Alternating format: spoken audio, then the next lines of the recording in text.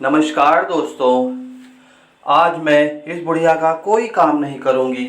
रसोई में सब्जी बनाते हुए मीरा ने गुस्से में बड़बड़ाते हुए कहा। उसकी आंखों में नाराजगी की चमक थी और हाथ में सब्जी काटने में इतनी तेज चल रहे थे कि मानो उसके गुस्से का असर चाकू पर भी हो रहा हो। हर वक्त बकबक करती रहती है, किसी बात की कोई कदर ही नहीं। तभी घर के दूसरे कमरे से सासू माँ सावित्री देवी की आवाज आई। बहू जरा चाय बना देना। यह सुनकर मीरा का गुस्सा और भी बढ़ गया। उसकी आंखों में नफरत की हल्की झलक थी, मानो वह इस काम को जबरन कर रही हो। परिवार में सिर्फ 3 ही लोग थे, बेटा, बहू और सासू माँ। बेटा रोहित एक बड़ी कंपनी में काम करता था और अक्सर नौकरी के सिलसिले में बाहर दौरे पर रहता था।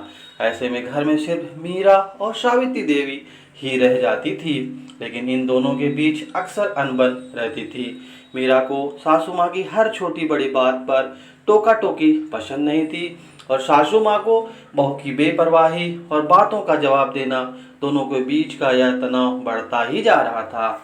रोहित जानता था कि उसकी माँ और पत्नी के बीच इस तरह की नोकझोंक होती रहती है, लेकिन वह जानबूझकर इसमें बीच में नहीं पड़ता था। उसे पता था कि दोनों उसके लिए बहुत महत्वपूर्ण हैं और वह नहीं चाहता था कि किसी की भी नाराजगी की उसके लिए समस्या बन जाए। एक दिन पहले की बात है, जब सासू माँ ने मीरा को किसी बात पर टोक दिया था। तब से मीरा नाराज थी और उस नाराजगी का असर उसके हर काम में झलक रहा था। कल तो इतना उल्टा सीधा बोल रही थी और आज बड़ी मीठी मीठी बात कर रहे हैं। मीरा ने ताने मारते हुए कहा, आपको याद भी है कि आपने कल क्या क्या कहा था? सावित्री देवी ने कुछ पल के लिए सोचा और फिर शांत होकर बोली, मुझे तो याद नहीं कि मैं कल क्या क्या कहा था, लेकिन जो भी कहा होगा तेरे भले के लिए ही कहा होगा ना। जो कुछ मैं भी कहती हूँ तुझे अपना समझकर ही तो कहती हूँ। सब कहते हैं कि तू मेरी बहू है, पर तू मेरी बहू नहीं, समझी? मीरा के कान खड़े हो गए। ये क्या कह रही है? ये सुनकर थोड़ा चौंकी, मानो सासू माँ उसे बहू मानने से भी इनकार कर रही हो। पर दरवाजे की आड़ में खड़ी होकर उनकी बातें सुनने लगी। सावित्री देवी की आवाज में एक अलग सी मिठास और गंभीरता थी। सच कह रही हूँ, तू मेरी बहू नहीं, तू तो मेरी बेटी है जो मेरा इतना ख्याल रखती है। तू मेरी बहन है जो मुझसे लड़ती है, झगड़ती है। तू मेरी माँ है, इतने अच्छे से मेरी सेवा करती है। तू तो मेरी सबसे अच्छी सहेली और मेरे अकेलेपन की साथी है, जो अपने दिल की बात मुझसे कहती है और मेरी बात सुनती है। मैंने कुछ कह दिया तो क्या अपनी माँ को माफ़ नहीं कर सकती? सावित्री देवी की बातें मीरा के दिल को छू गई। वह सुन्न हो गई थी, उसकी आंखों में आंसू आ गए। उसे अचानक एहसास हुआ कि सासू माँ की हर बात के पीछे एक सच्चा प्यार और अपनापन था, जिसे वह अब तक समझ नहीं पाई थी। अचानक वह दौड़ते हुए आई और सासू माँ के गले लग गई। रोते हुए उसने कहा, नहीं माँ, आपको पूरा हक है अपनी बेटी को डांटने का, मुझे माफ कर दो।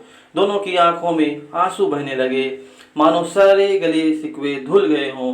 उनका रिश्ता पहले से कहीं ज्यादा मजबूत और गहरा हो गया था। इस बीच दरवाजे पर खड़ा रोहित यह दृश्य देखकर आश्चर्यचकित था। उसे यकीन नहीं हो रहा था कि जो सास और बहू कुछ देर पहले तक एक दूसरे से नाराज थी, वह अब एक दूसरे के गले लगकर रो रही थी। उसकी आंखों में भी हल्की नमी आ गई, लेकिन इस भाव विभोर दृश्य के बीच रसोई में कुछ जलने की तेज गंध आने लगी। तब सबकी नजरें उस ओर गई तो देखा कि रसोई में बन रही सब्जी जलकर राख हो चुकी थी, लेकिन इस राख में भी एक नई उम्मीद की रोशनी थी, जो इस परिवार के रिश्तों को फिर से सजीव कर रही थी। आपको यह कहानी कैसे लगी कमेंट में ज़रूर बताएं। तो दोस्तों, ये थी आज की कहानी। आशा है कि आपको पसंद आया होगा। अगर पसंद आया हो तो हमें कमेंट्स करके ज़रूर बताएं, वीडियो को एक लाइक कर दें और अगर आप नए हैं तो हमारे चैनल को सब्सक्राइब करें, ताकि ऐसी ही मनोहर कहानियाँ, मोटिवेशनल स्पीच आपको मिलते रहें। तब तक हंसते रहिए, मुस्कुराते रहिए, अपना ख्याल रखिए। वीडियो पूरा देखने के लिए